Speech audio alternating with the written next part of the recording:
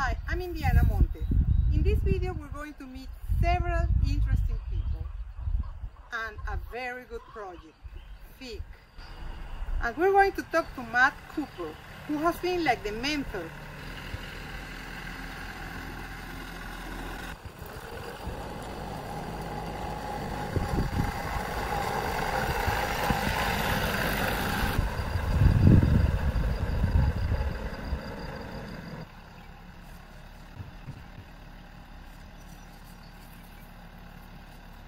The sun is brighting.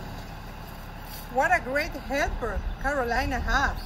So now when she comes to pick up her flowers to take them to the market tomorrow, she doesn't have to work so hard. I need a friend like him. You are like renting a plot? Yeah. Mm-hmm. So it's owned by the Valley Cruces Conference Center. The Valley Cruces Conference Center owns all these? Mm-hmm. This is Blue Ridge Conservancy land, so it will always be farmland. So Caroline Daniels is one of those strong, young... There's definitely more women in Appalachia that are doing a lot of farming. I know a handful.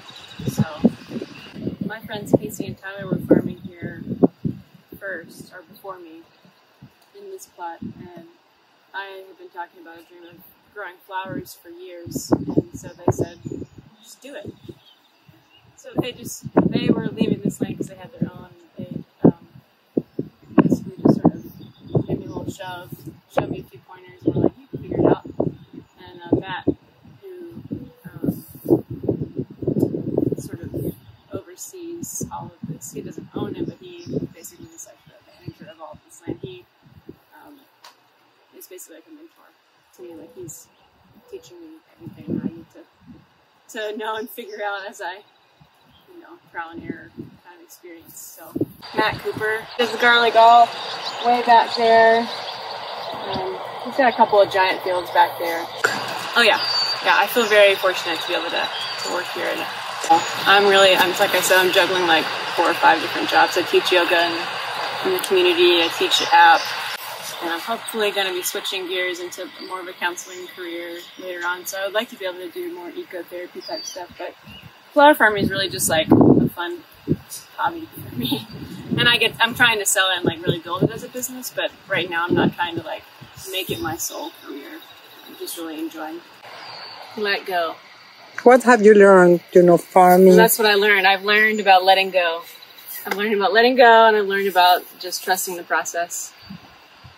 Because as soon as you put that tiny seed in the dirt, you're like, I don't know if you're going to do anything, but hopefully you will. And then oftentimes it does, sometimes it doesn't, then you learn. And then the weather changes and we have a flood. This is Dutch Creek. It's crazy how you can see it so low right now, but it's our enemy up here sometimes,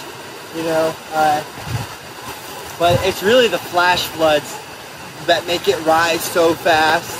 So it can rain steady, like just this spring. We had really steady rains. It rained for it seemed like 2 weeks almost, but they were steady. So and because we have well-drained soils over here, we can handle steady.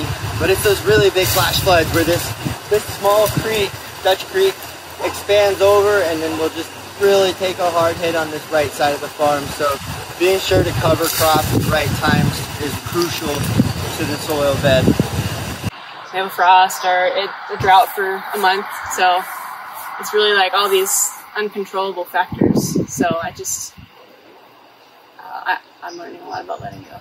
We've got echinacea, anemone, bachelor buttons, and sweet peas, ranunculus, snapdragons, forget-me-nots. Those are all on the ground right now. I'm gonna start like 20 more soon, so I'm gonna have the whole field. It's gonna be flowers.